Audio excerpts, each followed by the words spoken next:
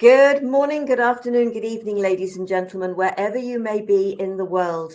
Welcome to Gift of Healing TV. I'm Sara Jane, and I am delighted to be joined by Wendy Vigdor-Hess this evening for me, for our program. Wendy, thank you so much for joining me. Oh, I'm so glad to be here. Thank you for having me. It's a real pleasure. Now, Wendy's going to be sharing Awakening to Self-Love. But before we start with that, I am going to read her bio. Wendy Vigdor-Hess is here to help people embark on a transformative journey. Her mission is to guide you towards awakening, self-discovery, and leading a life filled with love, freedom, empowerment, and purpose. As a visionary empowerment and health coach, empath and intuitive healer, she brings a unique blend of expertise to her work. Wendy sees you as your own source of healing and empowerment, helping you recognize your inner wisdom and strength. Her coaching programs are designed to support your journey from a state of doing to simply being yourself in a loving and self-led life. Wendy, it's a real pleasure to have you here. Thank you so very much. Start, please, by sharing a little bit about yourself and why this particular topic. What drew you to this?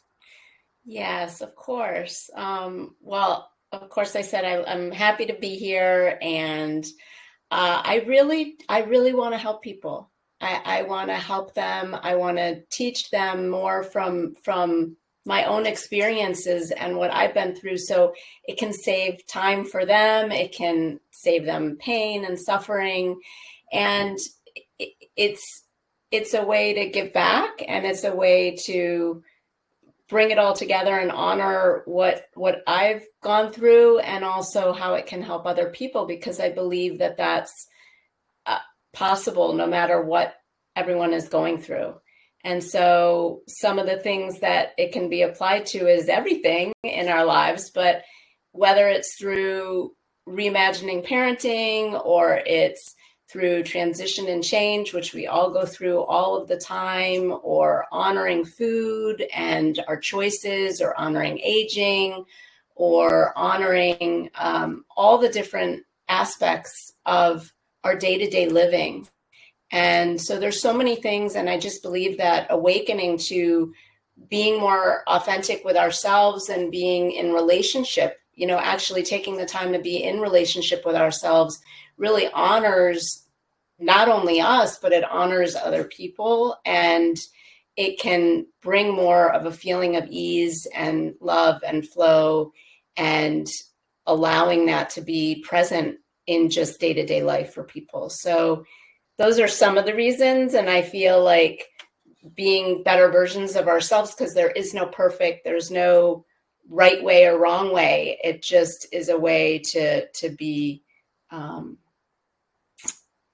present with ourselves in deepening ways, and in ways that we're really honoring who we are and why we're here and what we want to engage with and work with. So that's a little bit. Thank you so much. Yeah. It's so important, isn't it? Because I think so many of us have been brought up and we haven't been told, not that it's okay to love ourselves, that we haven't been told anything about loving ourselves. Right. In fact, I think for so many of us, and I'm talking men and women, I'm not just talking about women here. It's just like everybody else has to come first. Very definitely with women, but actually with the men too, because they have to sort of, certainly from the era that I grew up in, the man went out and he earned the money, and the woman stayed at home. I know it started to change when as I was getting older, but it was, and so for the woman, she had to put the children first and her husband first. Yeah. And then the parents and everybody else. But the husband also had to put his wife and his family first, right, before, and his parents, etc., before he could. So where on our list have we ever been taught to come other than not on it?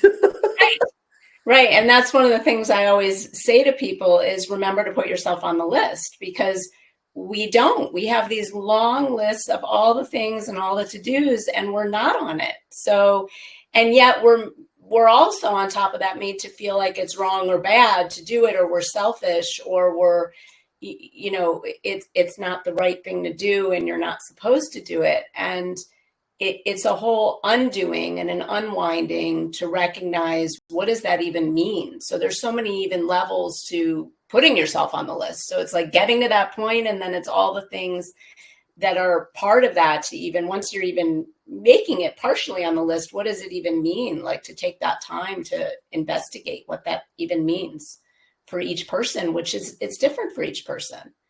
So. Yeah, 100%, because I spent so many years as a people pleaser. Yeah. And I didn't even know who I was. Yeah. And how many people don't know who they are. Right. And hear somebody say, oh, I know who I am and I like who I am. And I could not get my head around that. Yes. I just couldn't. I thought, I haven't got a clue who I am. Yes. I'm just here to do what other people's bidding, sort of, and keep people happy. So some thoughts and a suggestion. Where would somebody start? I mean, I know I've gone through it, and it was a massive wake-up call. And I think what you were saying when you were talking just now was it's helping people to not have to go through that wake-up call, or I've heard it called more recently, a life quake.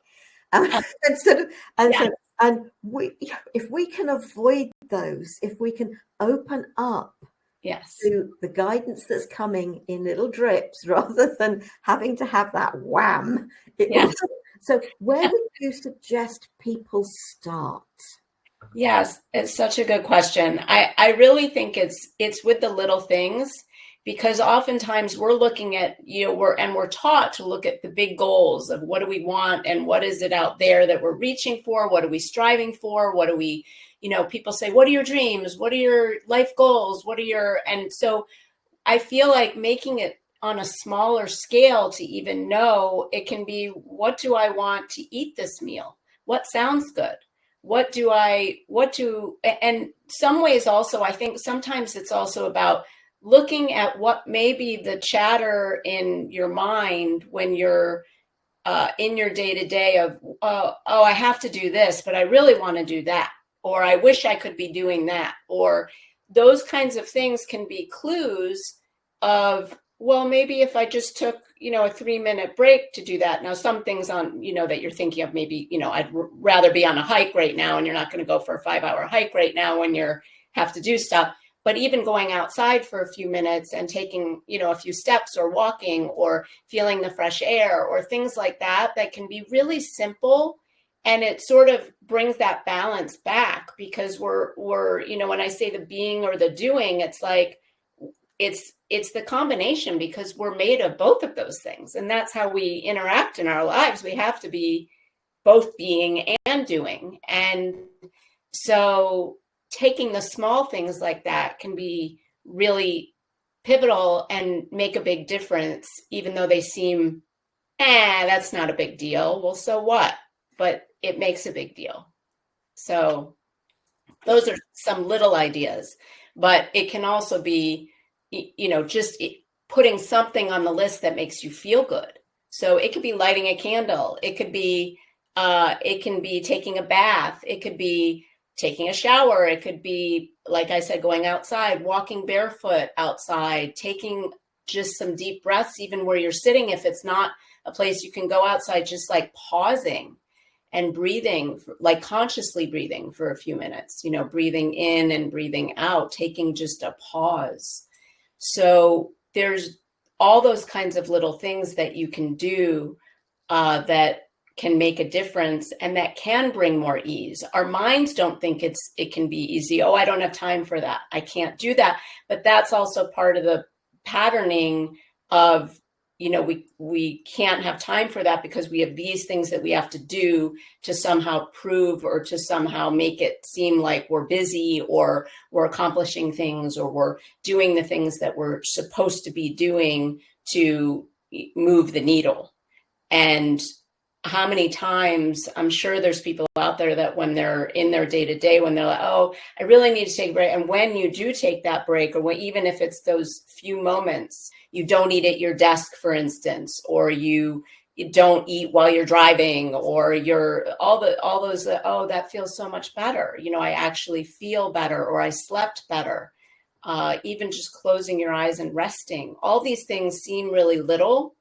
And they're also oftentimes, it's judged if you're, oh, I took a nap or I rested or you don't have to sleep, but even closing your eyes for a minute or just taking a break from technology makes a huge, huge difference. So those are a lot. I guess I had a lot of different things to say. But there are, that just shows you that there's a lot of little things that can make a difference. And so bringing the ease, the more of the suffering or the pain comes from our minds saying, well, we can't do that. We don't have time to do that. Or we're not supposed to do that. Or, all these kind of rules that have been made in our chatter, when really, when we just stop and pause and take those moments and bring consciousness to it. So when we're lighting a candle, really bring that in of like, wow, I'm taking a pause, I'm lighting a candle. And stopping for those, it can be 3 seconds. And it makes a difference. And stringing along those different things can also, before you know it, you're starting to add more. Oh, that felt good. What else could I do? I could dance for 5 minutes. I could, just anything like that. So those are some ideas. One of the things I did, and I did it over 20 years ago, I started it. I stopped listening to the news or reading Great it. One. Watching it, listening to it, reading it, stopped. Yeah. Because it is so full of negativity. Absolutely. And it was just like, okay, I am going to get this out of my life. I know what's going on in the world. I still get to hear about it. Yes. But I don't bombard myself with it 24/7. The other thing I've been doing for very many years, and before I even realized, before I even started with the energy work, etc., was when I was still working in an office. Yes, I would eat my lunch at my desk so that in my hour's lunch break, I could go out for a walk. Yes, perfect. And get away from my desk, get away from work. Yeah. And although I work now for myself, the computer goes off and I go out for a walk, usually twice a day. I've got a lovely little woodland just over the road. Mm-hmm. And I do that for me, even if it's raining, because there are times when just being able to go and get that fresh air. As a complementary therapist, how many times do we say to people, give yourself me time? Yeah. Give yourself that. If it's a massage, great. If it's, or an Indian head massage, reflexology, whatever it is. If it's a walk, if you enjoy going for a swim, one of my sisters loves going for a swim every day. That's how she starts her day practically. Beautiful. What works for you that is you time, that gives you the downtime? Every evening, I finish my day by doing something like a Sudoku or a code word or something like that, which takes my mind out of the day. Mm-hmm. Yeah. But then, okay, I mean, I've been doing this now for a long time, and these are things I've had to learn for myself to a certain degree. But I think what you're saying is, this isn't as when I sort of support at one stage, I was told, here, we're very good at take my advice, I'm not using it. Yes. That's classic. And I think, though, that's why, I feel like that's one of the reasons why I feel like the authentic piece is really important, because I'm the same as other people. Like I'm going through, like I teach what I've gone through or what I've learned. And similar to you, the people pleasing or it's almost like it wasn't even conscious that I was doing things that weren't necessarily for me or that I wanted to do, that I was just doing them.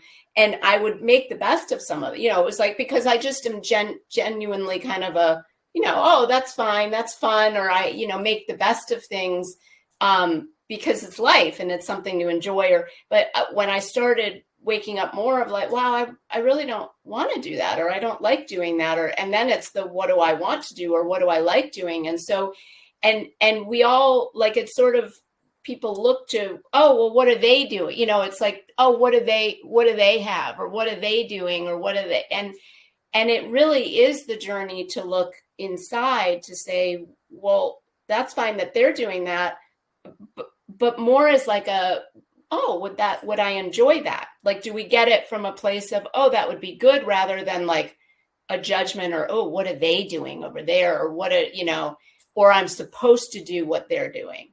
And, with so much, even more technology and things too, there's an opportunity to learn more and to see the reflections of what would feel good. And there's also, depending on how we're looking at it, it's like, oh, it can make you feel worse that you're not doing something. So it's all of that is off the table, because it doesn't matter what other people are doing. It's really that, as you said, that investigation of, I learned these things. I learned that I like doing Sudoku before I go to bed, or I like going for the walk, and things like that. Even too, you can try that, like do like little, I say, like little homeopathic doses.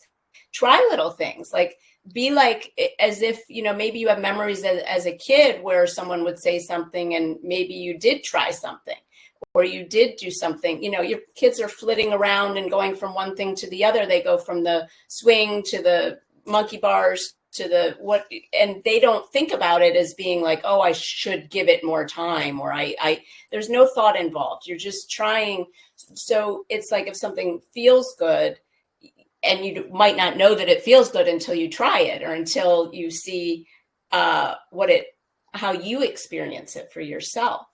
And that can be a fun thing, rather than like that chore kind of feeling, which is part of the patterning too, of, it feels like, oh, I don't have time, I can't do that. It's something, it's like becomes, oh, the being part of ourselves goes on the to-do list, which is like kind of ironic. So it's, doing it in a smaller way, so that you're not feeling it like that. You're just feeling it like little bits in there that can just be entered in and kind of dropped into parts of your day. And even like, as you said, the walking from your desk, or after and now in your life, even if somebody said, I'm going to go out for 5 minutes. So, because the other piece can sometimes be that I've seen, you make this big lofty goal. Oh, I'm going to walk every day. And then it becomes, I'm going to walk, and it's a longer walk. And then, oh, I didn't do it. So, fine. And then so make it small, really small. I'm going to walk for 5 minutes. I'm going to walk for 5 minutes. I'm going to dance for 5 minutes. I'm going to move my body in some way for 5 minutes, 3 minutes, whatever. It doesn't have to be a lot, so that you can feel that sense of success of, I tried it, and do I like it? Did I not like it? And also to know that it doesn't have to be the same thing every day. We're also I need to do this 3 times a week, and I need to do that 5 times a week. And it can be different things. If there's no rules, it's like letting go of the rules, which is kind of fun. And I think that's just it, isn't it? Get rid of the rules. There is no rule book for life. There isn't a rule book for life. This is your life to experience everything that you would like to. And I was so afraid of doing things because of what other people would think. Mm-hmm. And this was very much borne out by one of the first, after I'd broken up my marriage and moved down to Bournemouth, where I am now. The company I was working with, they sort of did a sponsored ab sale. an abseil. So it's that rope off the side of a building and sort of coming down the. It's just okay. yeah. And sort of, and I thought, actually, do you know what? I want to do that. And so it was going, because it was sponsored, it was sort of obviously asking people to sponsor me for doing it. And it's something I'd obviously never done before. And it was my mother's reaction. Oh, but you can't do that. That's dangerous. That's, and it's just like, and that's exactly why I never did anything Mm-hmm. in the past. And it was just like, fine, we got to do it with the army, you know, sort of. And I came down the first time and I thought, oh, and they let me go up and with one of the other girls from work, they let us go up and do it again. The trouble was it started raining.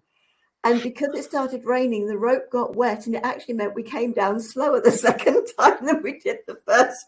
But, you know, but it was having that courage. I have done some very peculiar and strange things, but it was a matter of, do you know what? Life is for living. Yes. Let yourself experience different things. They don't have to be big things. Like I've done a wing walk. So I've been sort of strapped to the wings of a plane that's taken off and gone round, you know, and zip wires. I've done some different things. I really have. I've walked wolves. I was a trainee handler with the wolves at the UK Wolf Conservation Trust. What speaks to you? Yeah. And let yourself do it. And the other thing that I personally learned was, do you know what? The housework doesn't have to be done every day. It isn't a religious, I've got to do this, I've got to do that at this time, at that time. If somebody makes you a better offer, have the courage to take it. Yes. Because the dust will still be back tomorrow. Still be there. Yes, exactly. So it's let go. I think for a lot of us, those things are a routine that helps us feel safe. Yeah. Stop as best you can. Mm-hmm. And if anybody turns around and tells you you're selfish, and I read these words, 2024. So it was only last year, towards the beginning of last year. You didn't become selfish, you became harder to manipulate. Yes. I love that. What this is all about. Yeah. You being true to yourself. Yes. So you've mentioned in the write-up, you would share with us 3 main inner shifts to open our hearts and learn to receive the self-love we have always longed for. And I don't want to miss out on these for folks because it was right there in the write-up. So what would you like to share with us on, and I will leave this bit with you. Yes, absolutely. Well, so we just touched on one of them actually, because self-care is the first one. And that some of the things that we talked about are part of self-care. And it's learning about how do we take care of ourselves, you know, and as we've already talked about, we're so used to taking care of this and that, and that includes the cleaning or the things. And sometimes not only is it to feel safe, but it's also on some level to distract from becoming more aware of who we are and what makes us happy and how we want to be in the world and how we want to show up. Because that's not necessarily learned in school. It's not learned or it's not taught.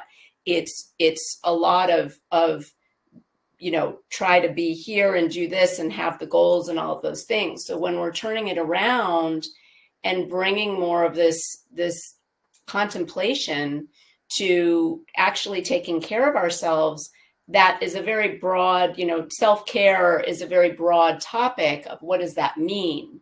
But some of the ways that we're talking about is really as simple as just setting aside some time that you can create just for yourself. It may mean that you're spinning the whole time that you're setting aside and you're like, oh, I have no idea, or you get anxious, or you really just are at this place of feeling lost. I don't know what am I, you know, what am I supposed to do with myself? And feeling antsy or feeling, and that's okay. But setting aside that time to really contemplate, but again, not contemplate like, oh, I have to spend so much time thinking about it. Just making some time and space of what would feel good for my body. What would, could I move just like I just did? I moved my position. I felt a little, like I needed to switch.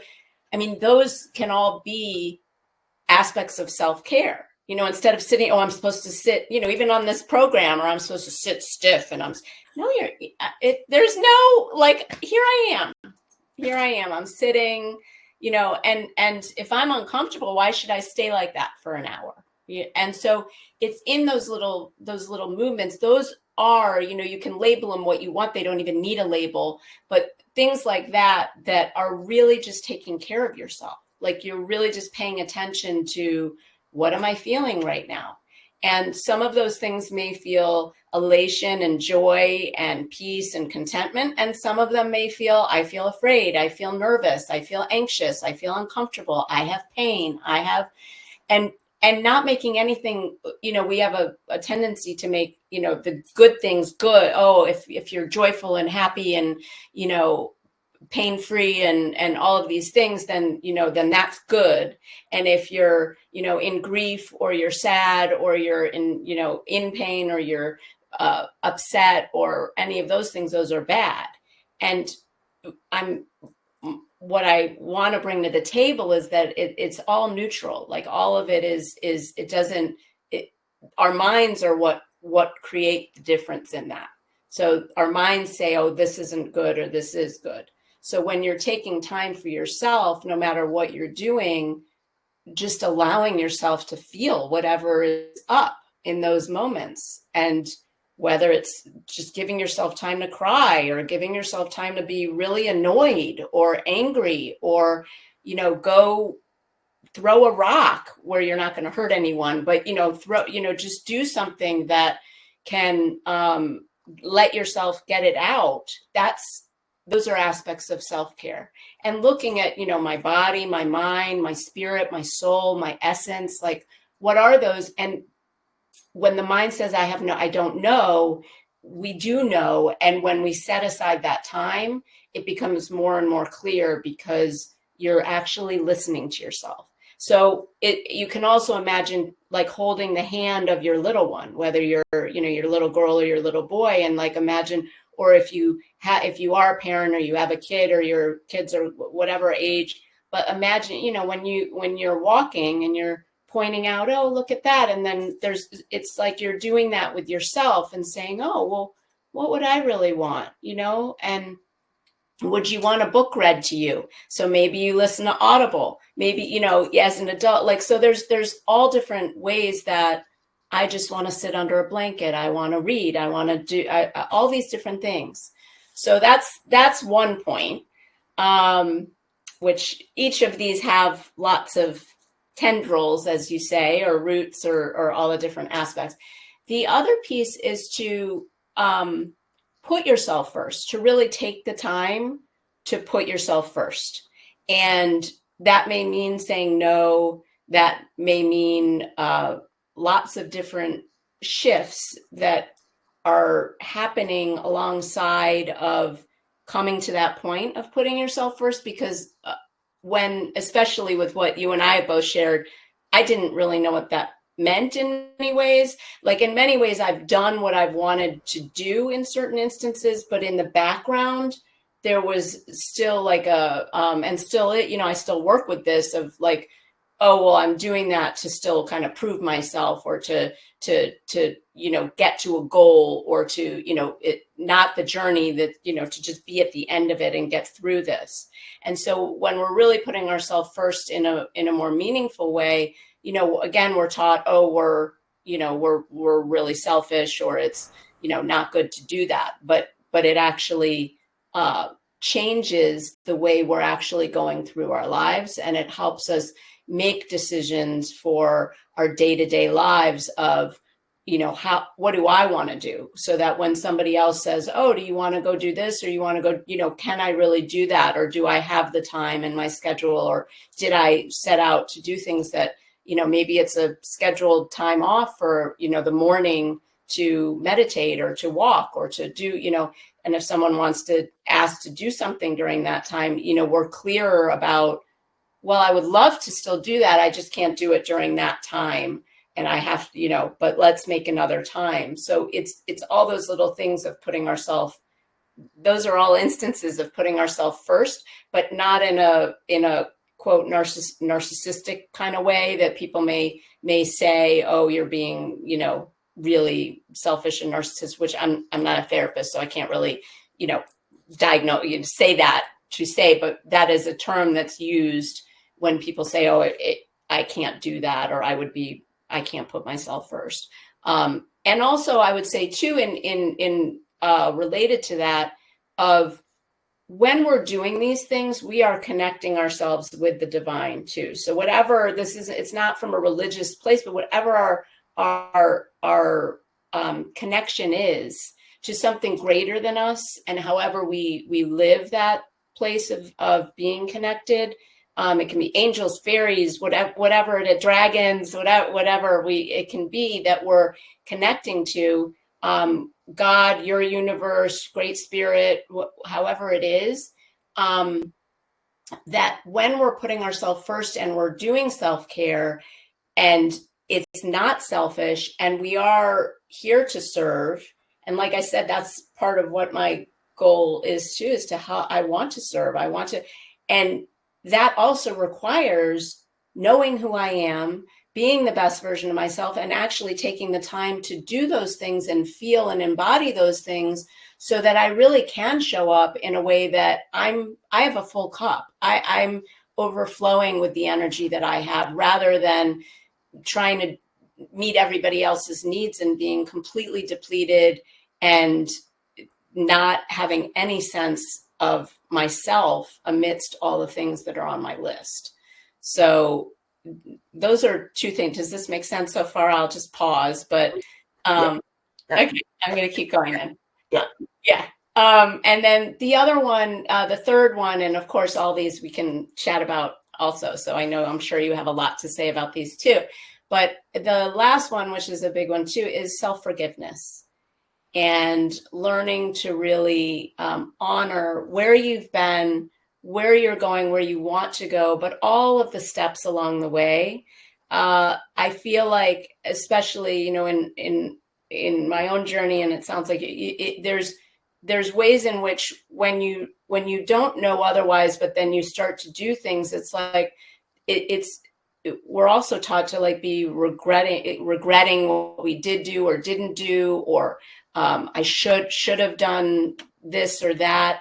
And it's really just the full acceptance of ourselves and our journey and what we've been through to be right here, right now, because that's the biggest thing that we can do in any moment, is to do our best to be present to exactly what's happening right now, whether we like it or we don't like it, or whatever other stuff we want to put on that, but to just be present. And in that, there can be so much forgiveness around what we've endured and why we may even have a reaction to something because of what we've been through.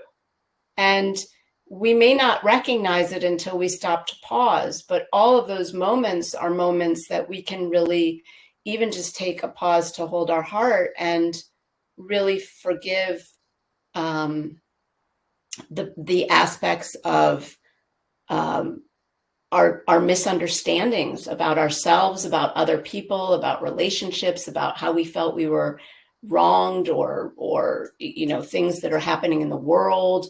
All those different things, if we come back and look at ourselves and have the mirror turned around to us, and again, not in it's all about me, negative, selfish, but in a way that, yes, it's all that reflection. And so when we're doing that deeper work and we're reflecting, we can recognize more aspects of ourselves and our stories and how we came to be, and just develop even more courage, like you were saying, and get stronger within ourselves, and really actually feel that joy because we're actually in our lives rather than kind of on the on the outside looking in, or as a spectator in our lives, or feeling like we're not quite seizing the day. We're sort of going along with stuff. So those are the three that I wanted to mention there. And then each of them have so many different things, but I'm sure I'm going to just pause because I'm sure you have things to say too. No, I open the floor to you. If anybody who's watching has got a question, please type it in. Oh, we've got Dawn here, but she just let us know that she's here. Please type a question in so that we can ask it before the program ends. Mistakes. We don't make mistakes because we act with the information and the knowledge we have at the time. And we can only make a judgment to move forward with the information that we have. Yes. And so if you feel there is forgiveness to be given to yourself, absolutely. But you didn't know until you took the action. So you've learnt. And okay, maybe if you'd known the information you now know, you wouldn't have made the same choice. But that choice gave you the information. Yes. So there is always good that comes out of things. And if you're finding yourself being triggered by others, because you're talking about forgiveness and forgiveness of self, and it's forgiving yourself for allowing others to trigger you in the way they do. And it's getting out of that monkey mind that, oh, what about this? What about that? What about the other? It's just like, whoa, get away from that, because it's not helping you. It's holding you back. Yeah. So it's thinking about life in anyway.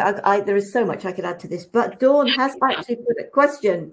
What's the best thing you can do each day to begin your learning to love yourself? Oh, that's a great question. Thank you. I think to have, I mean, there's a number of different things, but best thing, each day I'm just looking at to begin, I think to just spend time with yourself. The best thing is to just take even a few moments, 5 minutes, to really be with yourself, to learn to love yourself. Because if you're not listening to what you have to say, even if you're listening to the chatter for 5 minutes in your mind, which I've done many times, you know, it feels like you're not doing anything or you're not loving yourself. But even in those moments, if you can just notice it, almost like clouds that are going by, you know, you wouldn't judge a cloud. You would just be like, wow, look at that pretty cloud. Look at that bird fly by. And so if our thoughts are all of those things that we're working with are always kind of cluttering up, if we take the time to actually notice them almost from that observation place and be in more full acceptance with them, then that can help us to recognize that, oh, I can love that too. We may not like it all the time. We may not, you know, I used to say to our kids, we used to be like, you know, we may not like your behavior all the time, but we love you. We always love you.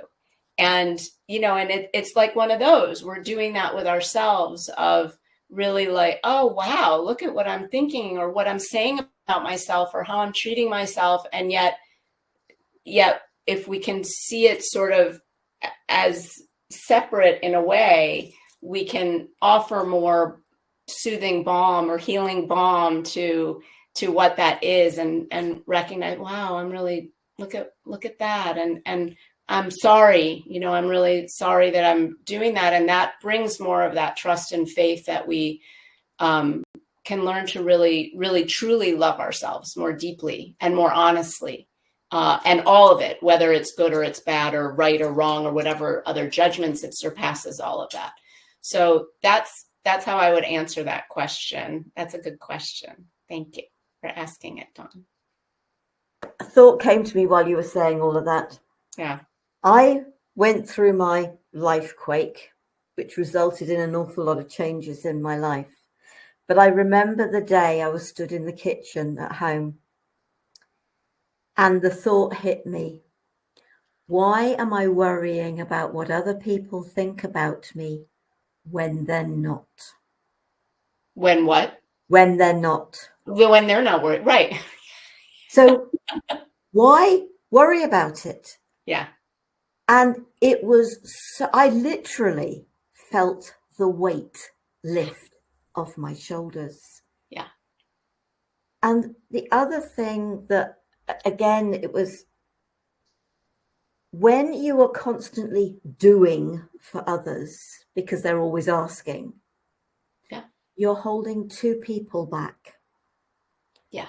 You're holding them back because you're not encouraging them and supporting them to do things for themselves. Yeah. If it's really that important to them, yes. They will find a way to do it. You don't have to do it for them. Yes. And you're holding you back because while you're doing for others, you can't be experiencing life for you. Mm-hmm. Yeah. So to me, they may sound as if they're actually big things, but they're actually quite simple little things. Yeah. Let your mind get rid of the worry about what other people think about you. Yes. When they've got so much on their own plates. Absolutely. Absolutely. And I think when you're sensitive, I work with a lot of being a sensitive and an empath, and, and I think it's very common too, to think that, it's like the way that you can experience the world is through that feeling place. And oftentimes, like when I was, it's like if there's not things said, but you're feeling things and there's like a conflict there of what's said versus what's being felt, it can feel very confusing. And so when you're saying, I love that when you're saying, that why are you spending time thinking what other people think when they're not doing that? But the thought is that they are, because there's this piece there that well, I always am thinking of a lot of people. I think about tons of people all the time. I'm, oh, how's that person doing, or this person doing, and yet that also, as nice as that is, or as kind, or it's also that too can be a distraction of being like, not in a mean way that, oh, I'm distracted by thinking about other people, but that it keeps me from noticing what I'm feeling for me, unrelated to another person. And so there's a lot of different pieces in there of how we learn, how we interact, and what we're undoing in the process of learning to love ourselves. And yet, like you said, and like we've been talking, is the simplicity of it. It's in the small noticings and these small steps that seem small, seem not insignificant, but they seem like, really, like, oh, okay, well, is that going to work? What does that do? Because it's almost so foreign. And it seems very like, oh, well, I could do that. But then do we really do that? And how are we showing up to do that?